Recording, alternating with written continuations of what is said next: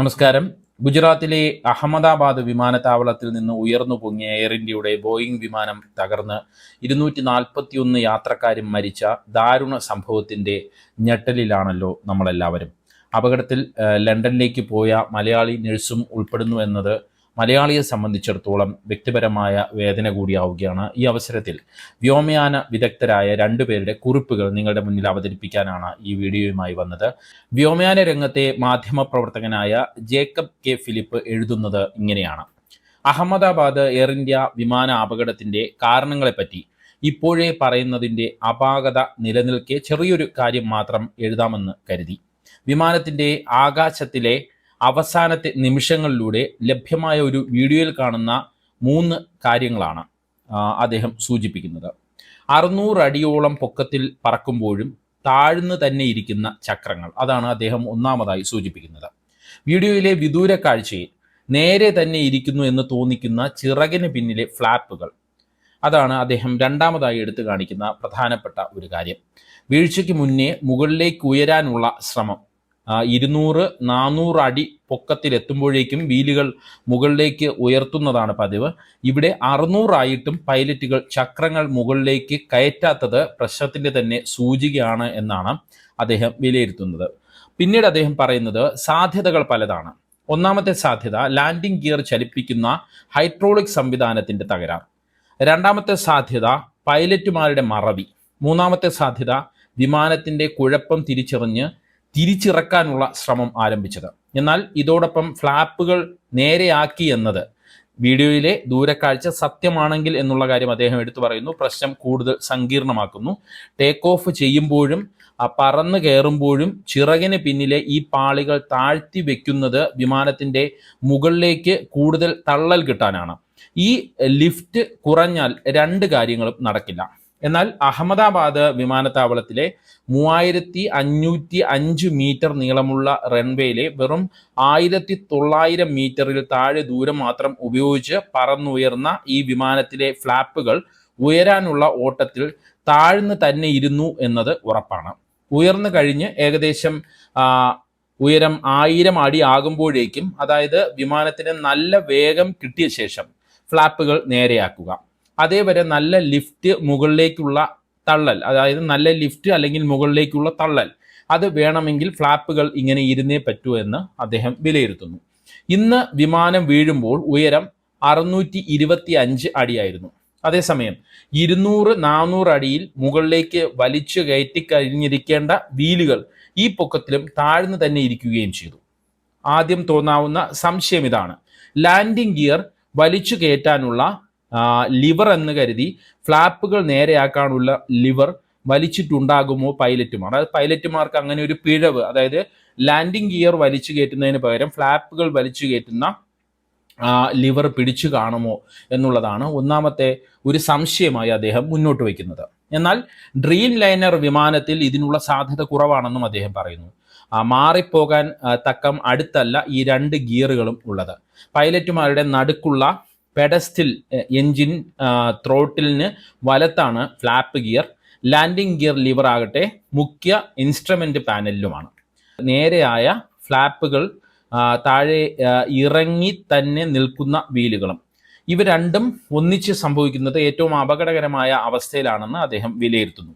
വിമാനത്തിന് ഉയർന്നു പോകാനുള്ള മുകളിലേക്കുള്ള തള്ളൽ കുറയുകയും തള്ളി താഴേക്ക് നിൽക്കുന്ന വീലുകൾ വായു പ്രവാഹത്തിന് തടസ്സമുണ്ടാക്കി ഡ്രാഗ്, അതായത് പിന്നിലേക്കുള്ള വലിവ് കൂടുകയും വിമാനം, അതായത് അങ്ങനെ സംഭവിക്കുമ്പോൾ വിമാനം ഉയരുന്നുമില്ല, വേഗം കുറയുകയും ചെയ്യുന്ന ഒരു അവസ്ഥയിലേക്ക് എത്തും. വിമാനം ഉയരുന്നില്ലെന്ന് കാണുമ്പോൾ സ്വാഭാവികമായും വിമാനത്തിൻ്റെ മൂക്ക് മുകളിലേക്ക് ഉയർത്താനുള്ള പ്രേരണയാണ് ഉണ്ടാവുക. ഇങ്ങനെ കുറഞ്ഞ വേഗത്തിൽ കുറഞ്ഞ ലിഫ്റ്റിൽ മൂക്ക് മുകളിലേക്ക് ഉയർത്തുമ്പോൾ വായുവിൻ്റെ മുകളിലേക്കുള്ള തള്ളൽ പിന്നെയും ഏറെ കുറയുകയാണ് ഉണ്ടാവുക. സ്റ്റാൾ എന്ന് പറയുന്ന ഈ ഒരു അവസ്ഥയിൽ വിമാനം കല്ലിട്ടതുപോലെ താഴേക്ക് പതിക്കുമെന്നാണ് ജേക്കബ് കെ ഫിലിപ്പ് വിലയിരുത്തുന്നത്. ഇതൊരു പ്രാഥമിക നിഗമനമാണെന്ന് അദ്ദേഹം എഴുതുന്നു. വ്യോമയാന രംഗത്തെക്കുറിച്ച് എഴുതുന്ന മറ്റൊരു ഹാൻഡിലിൻ്റെ കൂടി കുറിപ്പൊന്ന് പരിശോധിക്കാം. ഫൈസൽ പൊയിൽ എന്ന ഹാൻഡിലാണ് എഴുതുന്നത്. അദ്ദേഹം എഴുതുന്നത് ഇങ്ങനെയാണ്: 2024 അവസാനിച്ചത് ദാരുണമായ 2 വിമാന അപകടങ്ങളുമായാണ്. ഇപ്പോൾ 2025 പകുതി ആവുമ്പോഴേക്കും മറ്റൊന്നുകൂടി സംഭവിച്ചിരിക്കുന്നു.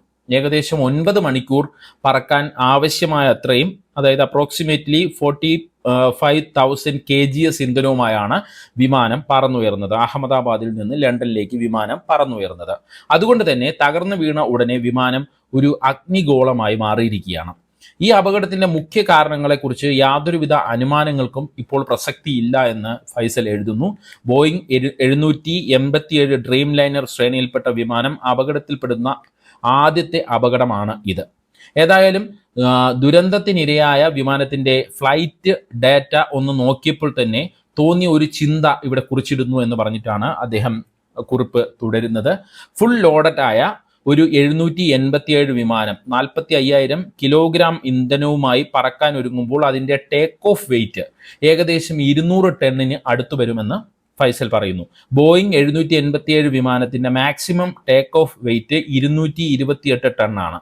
ഒരു സാധാരണ വെതർ കണ്ടീഷനിൽ ഈ വിമാനം പറന്നുയരണമെങ്കിൽ അതിനാവശ്യമായ റൺവേ ലെങ്ത് 2800 മുതൽ 3000 മീറ്റർ വരെ വേണ്ടിവരും. ഫ്ലൈറ്റ് റഡാർ 24 നൽകുന്ന ഫ്ലൈറ്റ് ഡേറ്റ നോക്കുകയാണെങ്കിൽ 3505 മീറ്റർ നീളമുള്ള അഹമ്മദാബാദ് ഇന്റർനാഷണൽ എയർപോർട്ടിലെ ഒരേ ഒരു റൺവേയിൽ ഏകദേശം പകുതി ഭാഗത്തായാണ് ഈ വിമാനം പ്രവേശിക്കുന്നത്. ഉടൻ തന്നെ റൺവേയിൽ 230 ഡിഗ്രി തിരിഞ്ഞ് ടേക്ക് ഓഫ് റോൾ ആരംഭിച്ച വിമാനം റൺവേയുടെ അറ്റം വരെ എത്തിയിട്ടാണ് ടേക്ക് ഓഫ് ചെയ്യുന്നത്. റൺവേയിൽ വിമാനം പ്രവേശിച്ചത് മുതൽ റൺവേയുടെ അറ്റം വരെ ആകെ നീളം 1867 മീറ്റർ മാത്രമേ ഉള്ളൂ.